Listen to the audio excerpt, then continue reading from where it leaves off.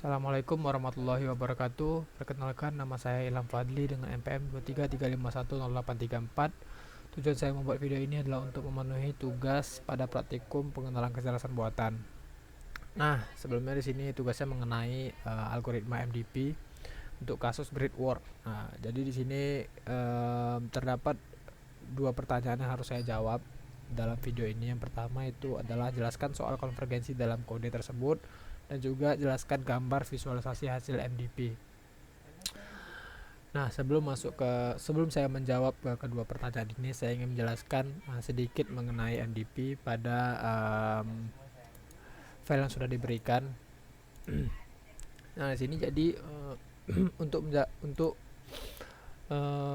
algoritma MDP kasus grid war ini kita memiliki 4 sel di sini, 4 bagian yang harus kita jalankan. Yang pertama itu kita mendefinisikan environment yang terlebih dahulu atau lingkungannya, kemudian implementasi MDP-nya, itu komponen-komponen yang dibutuhkan, lalu algoritmanya dan juga visualisasi hasilnya. Nah, di sini yang pertama adalah mengenai environment-nya, yaitu kita mendefinisikan grid war atau lingkungannya. Nah, sini kita definisikan untuk ukurannya 4x4, kemudian kita definisikan obstacle-nya itu berada pada indeks 1,1 1,2. Terdapat dua obstacle di sini. Ini merupakan lokasi rintangan, kemudian ini lokasi state awal, kemudian ada lokasi untuk goal state, yaitu tujuan state-nya dengan reward 10 dan 5. Kemudian reward untuk setiap tindakan yang dilakukannya, setiap langkah yang dilakukannya itu sebesar minus 0,1.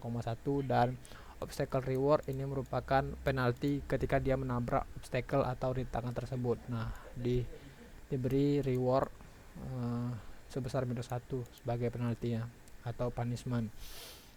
Kemudian implementasi MDP. Nah, MDP implementasi di sini itu mengimplementasikan komponen dasar yang dibutuhkan seperti state, action, kemudian fungsi transisi dan juga fungsi reward. Nah, bisa kita lihat pada kode di sini. Kita pertama mendefinisikan actionnya terlebih dahulu. Actionnya ada 4, yaitu ke atas, ke bawah, ke kiri, lalu ke kanan.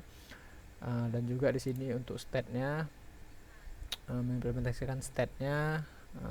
Di sini juga terdapat fungsi is_terminal state, ini untuk mengembalikan nilai state ketika dia berada pada pada state tujuan. Lalu ini untuk transisinya juga.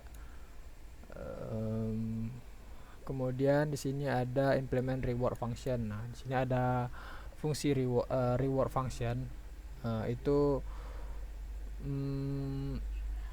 reward untuk setiap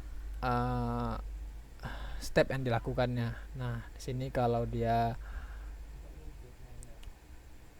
menabrak obstacle, dia mendapatkan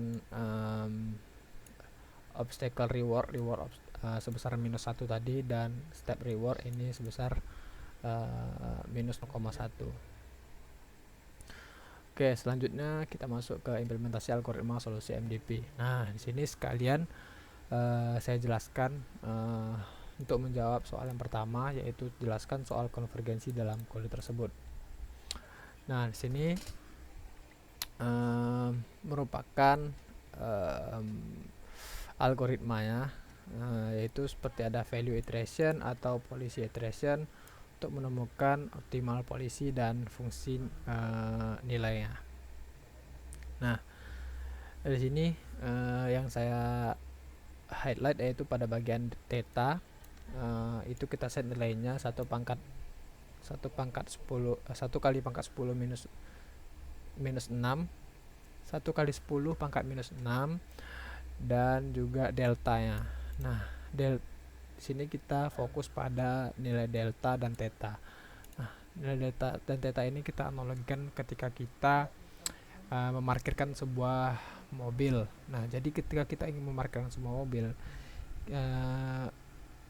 di awal kita pasti banyak melakukan tindakan seperti gas dan rem itu secara lebih banyak gitu tindakannya ketimbang kalau kondisinya itu sudah semakin dekat. Nah, jadi analogi di sini saya ibaratkan tujuan posisi parkir mobil itu secara sempurna dengan sempurna itu saya samakan dengan theta, dan gas dan rem itu kita samakan dengan delta.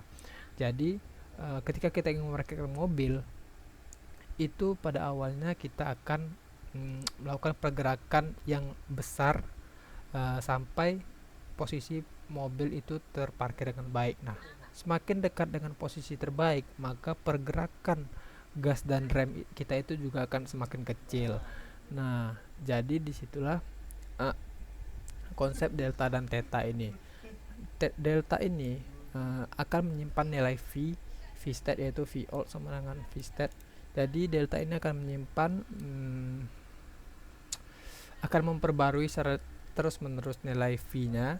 Nah, di sini kemudian pada delta itu akan disimpan perbedaan dari V out dan V state-nya. Nah, jadi perbedaan antara V out dengan V state itu akan disimpan ke variabel delta. Nah, itulah tujuan algoritma MDP ini, yaitu membuat nilai delta ini lebih kecil dari nilai theta yang sudah kita set di awal tadi. Nah, jika sudah melakukan looping berkali-kali dan semakin kecil delta yang dihasilkan dan sudah mencapai tujuan yaitu kecil dari theta, maka algoritma tersebut sudah convergence, artinya sudah stabil ataupun optimal. Dan kemudian yaitu visualisasi hasil MDP. Nah, visualisasi hasil MDP ini saya juga akan menjelaskan sekalian menjawab pertanyaan, jelaskan gambar hasil visualisasi MDP. Nah, di sini terdapat dua hasil, terdapat optimal policy dan value function. Nah, kita bahas pada bagian optimal policy terlebih dahulu. Nah, optimal policy di sini berisi tanda panah, kemudian ada obstacle dan final state. Bisa kita lihat di sini beberapa state yang ada sebanyak 4 kali 4 itu sebanyak 16 state. Dan di masing-masing state tersebut ada tanda panah biru ke atas, ke kanan, ke atas, kanan. Nah, misal kita lihat pada state 0,0 atau indeks 0,0. Sini terdapat panah berwarna biru mengarahkan kanan. Nah, jadi ini untuk memberitahu agent kalau dia berada pada posisi ini, itu tindakannya adalah bergerak ke arah kanan. Nah, jadi optimal policy ini sebagai petunjuk arah ataupun peta bagi agent kita ketika dia berada dalam sebuah state. Nah, di sini juga terdapat obstacle ataupun rintangannya. Ada 2 obstacle yang tandai dengan warna abu-abu dan tanda silang. Dan di sini adalah final state-nya, state tujuan, ditandai dengan warna hijau yang artinya bernilai positif, dapatkan reward 10 dan juga 5. Dan kemudian di sebelahnya adalah value function. Nah, ini nilai V tadi yang sudah convergence yang kita dapatkan melalui algoritma MDP tadi. Nah, ini merupakan nilai-nilainya. Semakin besar nilai dari value ini, maka akan semakin terang warnanya, artinya dia akan semakin dekat dengan tujuannya atau goal state-nya. Nah, semakin kecil nilainya maka akan semakin jauh, maka akan semakin gelap warnanya. Nah, sini bisa kita lihat 6,79, 7,58 itu semakin gelap dan juga posisinya jauh dari tujuan, state tujuan.